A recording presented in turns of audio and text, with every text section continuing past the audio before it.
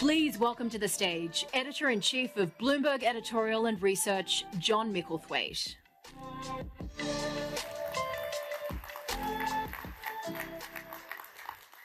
Thank you very much. Our final guest does not need much of an introduction. Volodymyr Zelenskiy, the President of Ukraine, has been in many of our thoughts and also a lot of the news, not just over the past 48 hours, but over most of the past year, very depressingly. We have a lot of questions for the President, both about the events of the past few days, the end of the war, and of course the bigger issue of the economic reconstruction of Ukraine. But first he has asked for the chance to address this forum briefly. So we'll hand over to him. As I think most of you know, you do have headsets underneath your seats. Channel 2 is Mandarin, Channel 3 is Ukrainian, and Channel 4 is English. Thank you very much. President Zelenskyy, welcome to the New Economic Forum. You are here. Please take it away.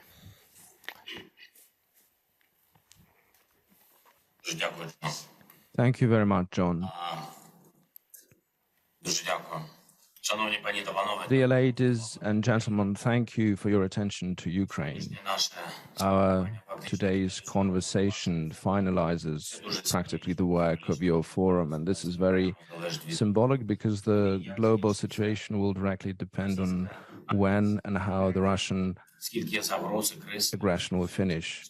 You can see how many threats have been provoked by this aggression to the world. I'll give you just 3 examples, but there are more of them, much more than 3. Just now there was yet another terrorist attack. In the morning, dozens of missiles hitting civil targets predominantly.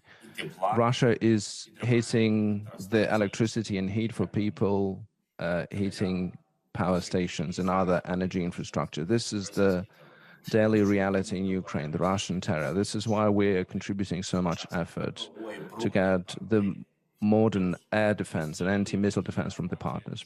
Plus, we have more than 1,000 kilometers of front warfare. What does it mean from the global point of view? Instead of investing trillions of dollars in the development of the human capital, the world is going to spend a huge amount of money to re-equip their weaponry. Additionally,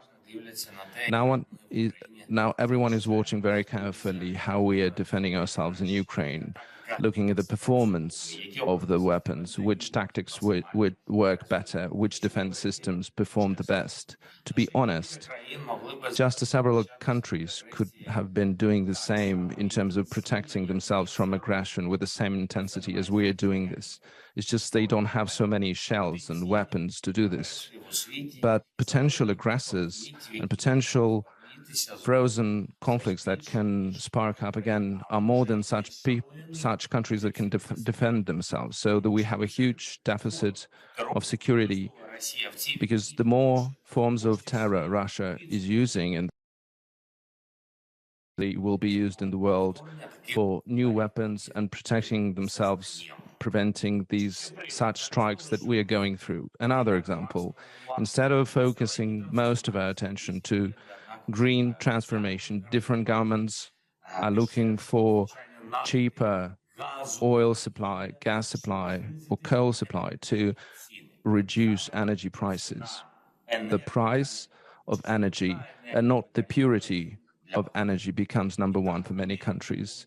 And this wouldn't have been the case had it not been for Russian aggression and the use of energy resources by Russia as a weapon. The third example, just in a couple of weeks, artificially, we have the threat of famine for dozens of millions of people, not because of the drought or crisis, but because of the blockade of our ports. We are the exporting country of food products. For dozens of years, the world hasn't seen anything similar. Any new catastrophe because of the high prices on food or famine means subtracting more years from global development. You have been discussing many topics during your forum, but how many of them do not depend of what Russia or has done or will do with its aggression. Just a few of them. So when Ukraine is proposing the peace formula, this is truly a peace formula, not just for us, but for the whole world. The comprehensive threat requires comprehensive response. Just a simple ceasefire will not do the trick. This is our formula. It has to be sustainable and long-term peace. Just by simple mitigating the crisis caused by Russia will not bring back the stability. We have to dismantle each and every threat. During the Indonesia summit, I presented our proposal of the reliable peace and dismantling of Russian threat, and I'm grateful to all the countries who are supporting the Ukrainian peace formula. And now I would like to give one more argument. What does peace mean? This is very practical. It means saving lives, stabilization, and development in the first place. Joining the rebuilding of Ukraine, many companies and countries are getting additional growth incentives. When we restore our territorial integrity and will have reliable peace, Ukraine will become the reliable source of new global development. This is not just about economy. This is about modern economy. Just to give you three more examples, Ukraine is prepared to replace the dirty fossil fuels from Russia with the green energy of ours. We have huge potential in the low-carbon energy sector. Ukraine is capable of becoming a key partner to European Union for the purposes of decarbonization. We can become the suppliers of green hydrogen and green power to Ukraine. Climate conditions, green fields, energy resources of wind and solar will allow us to produce energy at a very low cost. Just 3 years before Russian aggression, we have created 7 gigs of reliable sources, and we have much more capability. Plus, we can produce dozens of million tons of cheap ammonia, plus nuclear energy and power infrastructure, which is connected to the energy grid of the European Union. Now, Russian missile terror is aiming our energy at our energy capabilities. Russia just in one day before yesterday, launched almost 100 missiles against our power infrastructure, and yet today again. So the losses are colossal, but it means that rebuilding will have to be a large-scale project, and I'm inviting your countries and your companies to start joining this rebuilding initiative. We have the decision of one of the biggest Australian investment groups who committed first $500 million into the green growth of Ukraine under 25 billion rebuilding facility of Ukraine. And I'm grateful to Mr. Andrew Forrest for his decision to be the first, and Larry Fink from BlackRock in helping to structure this fund. Another example is resources. A modern economy needs lithium, graphite, and other rare metals. In some of these resources, we have the biggest deposits in Europe, and this is in itself is a colossal opportunity, plus transport capability, machine building capacity, our culture of labor, and access to the lead markets of the world. So this is the basis of the growth that everyone needs. The third, the agricultural sector. The world knows that without Ukrainian agricultural export, the challenge of food supplies cannot be resolved. And we've just made the decision of extending our grain supply 120 days, but we want to have unlimited duration of this initiative. Plus, we have initiated the Grain from Ukraine program so that together with partners, we could produce and give as much food support to the poorest countries as we can. But bringing back peace to Ukraine means that we will not just be able to stabilize the market in response to the crisis, but to safeguard the food stability and prevention of any further crisis. And I just have given three examples. There are much more of them. The peace in Ukraine is a global need, not just the peace or simulacra of ceasefire, which Russia would abuse to prepare for the new war, but the real peace. And I know we can achieve this, but for this we have to safeguard the global unity. We have to be protecting the global honesty, impose more pressure on Russia for the terror, and cooperate together with us for the future development. Thank you very much again for your attention. Let us reach reliable peace. Slava Ukraini. President Zelensky, thank you very much. You have a...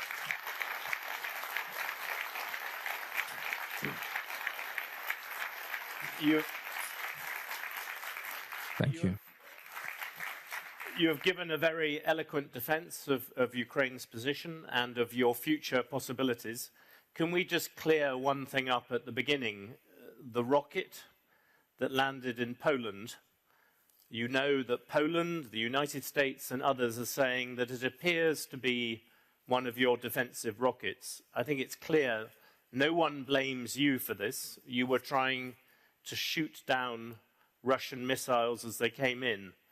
But you have, as far as I can see, insisted that the rocket that hit Poland was fired by Russia. I wonder if you still stand by that.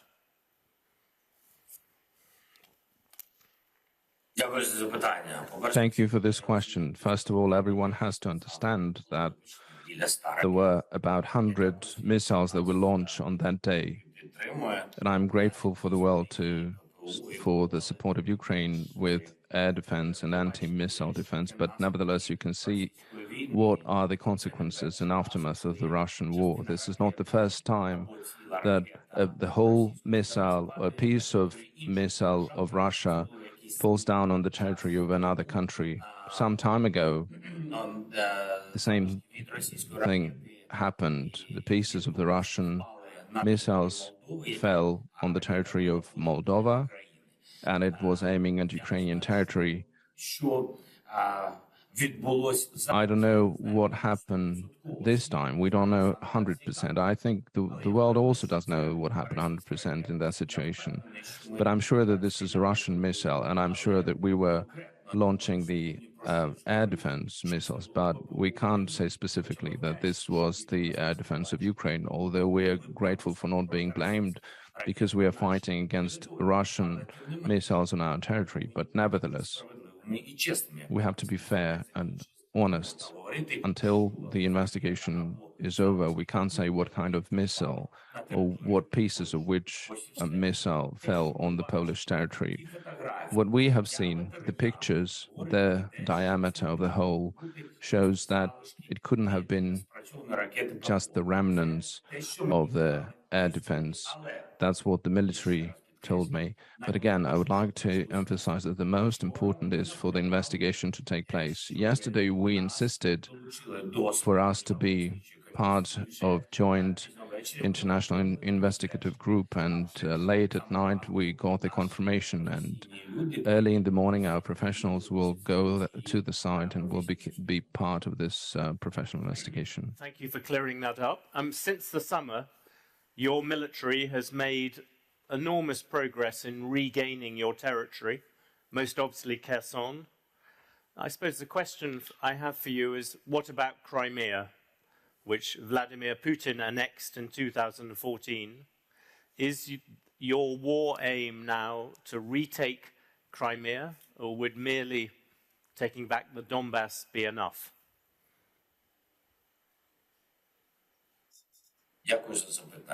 Thank you for this question. Our war is the war for our lives. As you do remember, the scale of occupation by Russia of our territory and what happened since the 24th of February. And our objective was to stay strong and bring back the life and peace on our land. Unless we deoccupy our whole territory, this will not bring peace to us. Unfortunately, this is the leader of Russian Federation. This is his decision. We see this. They don't want Ukraine to develop. Ukraine has chosen its way forward, and it will develop.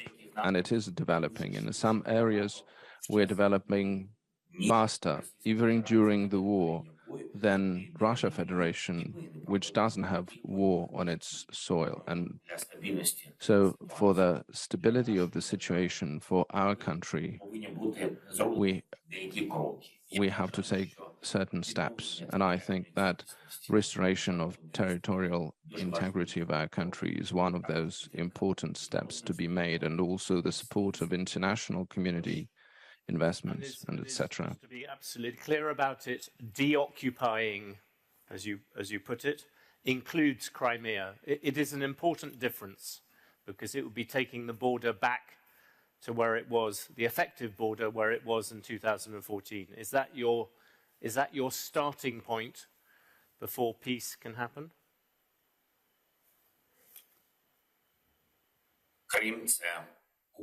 Crimea is part of Ukraine. This is not just a state within a state. It's part of our country and part of our sovereignty. Therefore, indeed, the occupation of the Crimea and Donbass will bring the end to the war. What is your estimate now for when the fighting might end? You just talked about a long-term peace. When might the fighting end?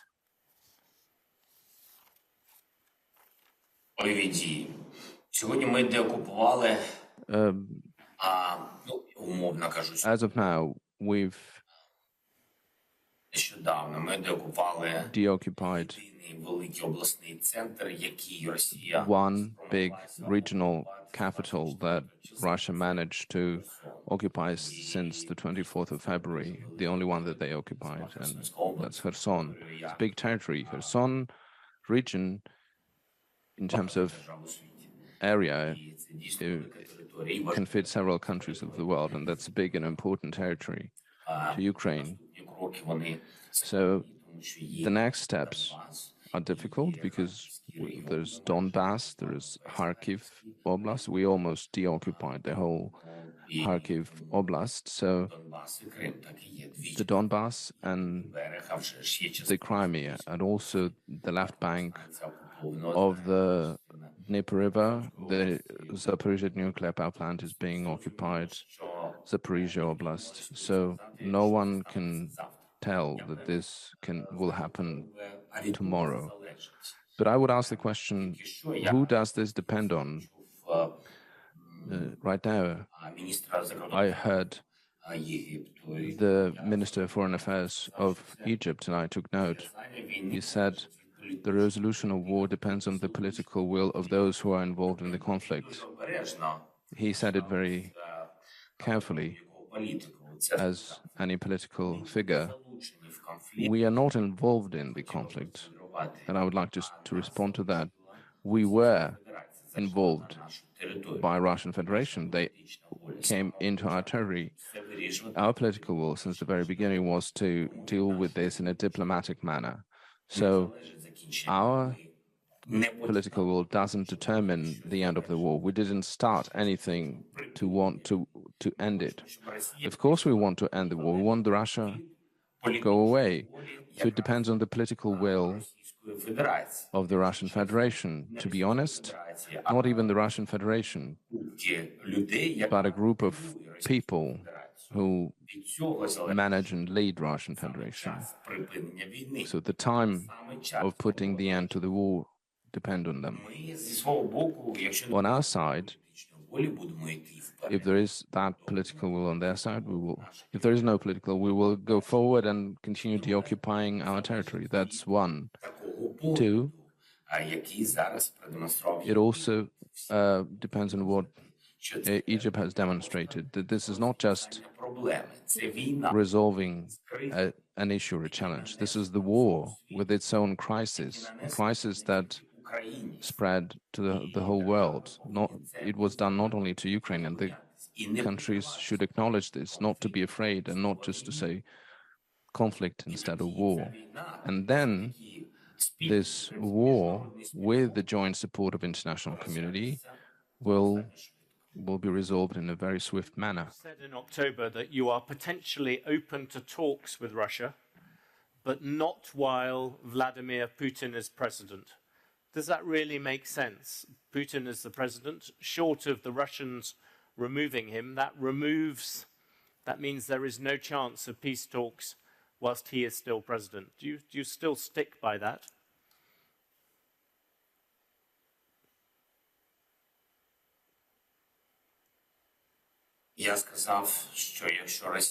As I said, if Russia does another referendum, pseudo-referendum that is not acknowledged by anyone in the world, if they acknowledge our territories as their territories, the leader with such position will not be acknowledged by us. Me as a president cannot have any negotiations with him.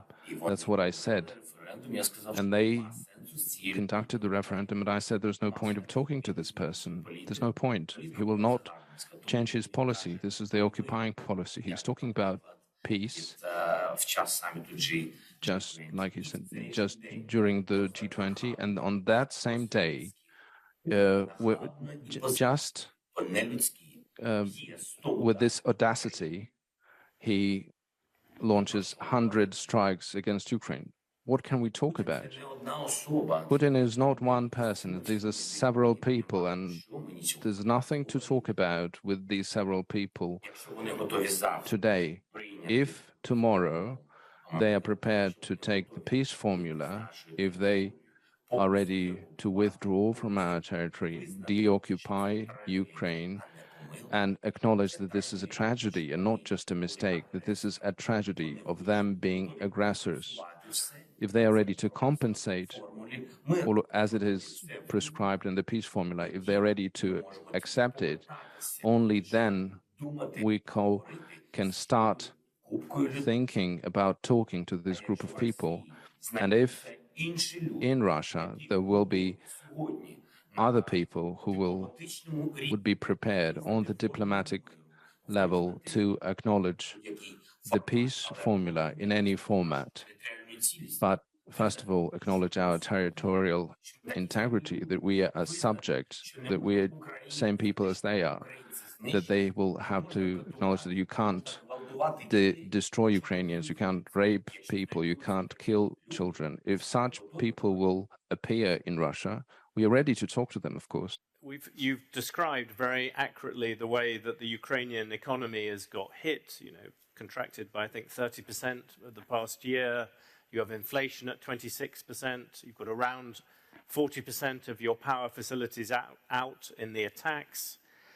The question of how you get the economy going again, what are the industries you want to focus on? And you have an audience of investors. Where is the place that you most want investment from abroad and help from abroad?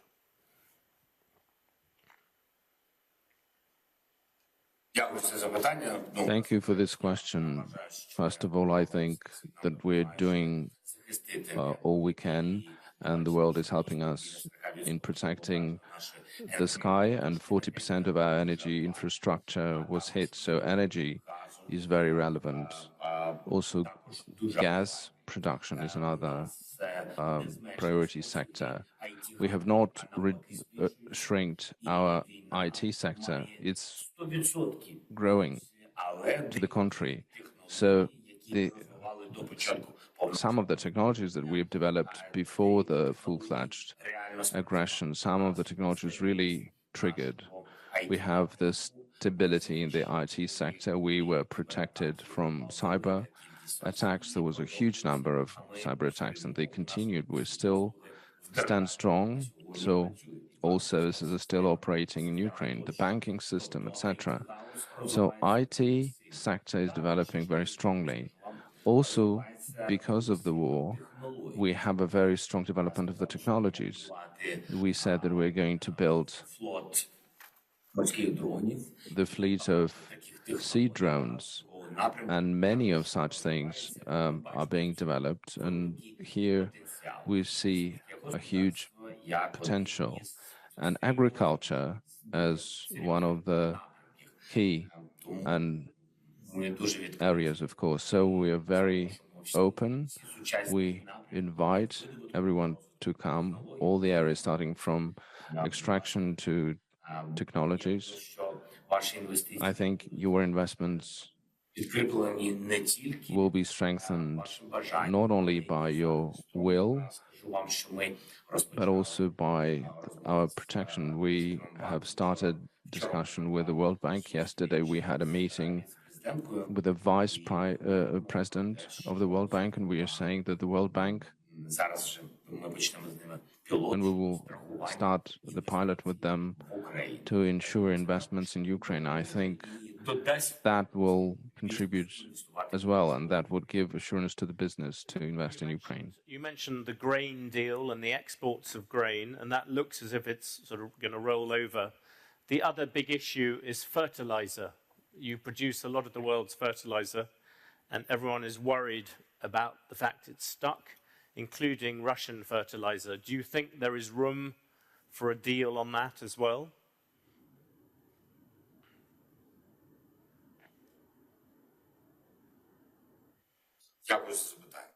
Thank you for this question. Grain deal is already extended. This is not negotiated, it's already a fact. 4 months more, as I said in my statement, but one of the items of the peace formula is that it has to be unrestricted. Apart from the grain deal, you have to understand we have grown strongly in logistics. We have built different pathways during this war in the several months, and that's another area where the investments could come, and we invite them. And also the processing industry. You're talking, so I think you mentioned the ammonia transit. I said that we can agree to this only if the humanitarian aspects of exchange of all our soldiers to all their soldiers. We don't want to trade with Russia and help them, because this is our enemy, and unless they change the tactics, this is not possible. The only where we can talk about the UN, about the chemicals, about the fertilizers, I explained this to the General Secretary, and all the partners know this. Only if we will exchange all the captives, our captives for their captives. Ukraine is dependent on foreign financial aid. The European Union has, I think it's roughly $3 billion a month, and yet some people think the European Union has been quite slow to deliver the money it's promised. Why won't Brussels move faster to help you?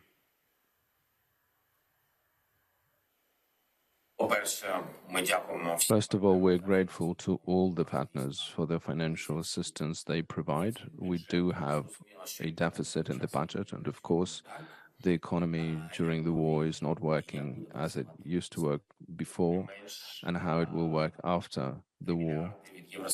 So the 3 billion per month from European Union is what we're getting. We're not getting. We would be grateful if we could have received them, but we are grateful for what we already have. We're getting from EU partners, from Great Britain, from Canada, big assistance from the United States, and several other governments bilaterally from the European Union, ad hoc assistance. It goes slowly because there is this institutional aspects and bureaucracy, of course. Of course, we would want to do it faster. We're now discussing with the EU to close the deficit gap for 2023 and the support for the Ukrainian budget in the amount of 18 billion next year. Ursula von der Leyen confirmed this capability and the political will to do so, and that we'll be able to get that. But we are during the war. This is why, as the president of the country at war, I would like to say that we're all grateful, but I have to be more pragmatic. Until we get it, I can't say that we got it. So, but we believe in this. Can I ask you to move from the pragmatism of your current situation, which everyone understands? You're at war, you're under attack. But if you look forward to Ukraine after the war, how will Ukraine be different after the war than it was before? To give you one example, many of us, when we came to Ukraine, one persistent worry was corruption. Will the new Ukraine that everyone admires so much at the moment, but the Ukraine that emerges from the war, will it be different like that? You famously ran for president not to fight a war, but to get rid of corruption. How will Ukraine be different in 4 or 5 years?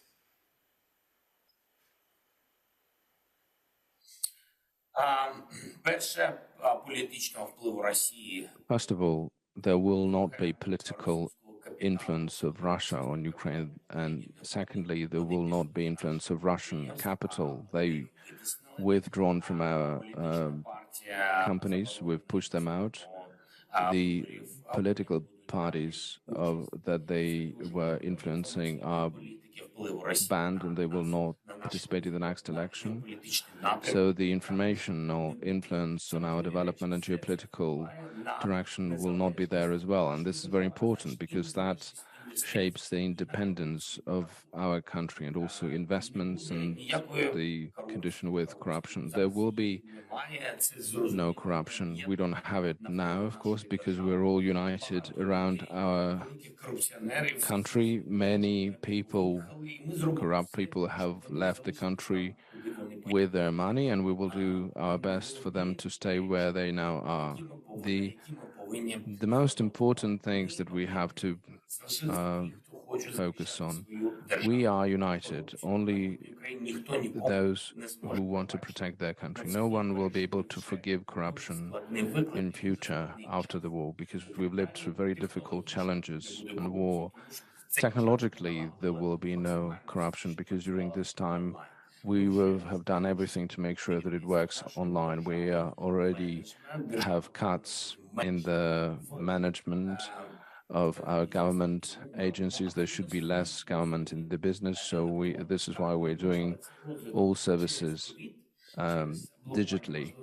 So we've started this with COVID because of the pandemics, but during the war we have boosted this with new dynamic. So all the services are going to be electronic, so there will not be contact with the civil servants, and there will not be pressure on business. And this talks about the independence of economy and transparency of investments. And these are the most important things. I think that many people who have left Ukraine, many families with children and students who want to come back and build their country based on different values. And I think that this will be a completely different country where I would like to welcome you to come. Well, I think if you are fighting a war, it is always good to have a dream, and I hope that you realize yours. President Zelenskyy, thank you very much for talking to the New Economy Forum. Thank you very much for talking to Bloomberg, and I'm sure the audience would like to give you a round of applause. Thank you. What I would like to say is that this is not a dream. This is a deferred reality. Thank you very much. Thank you so much. Thank you so much.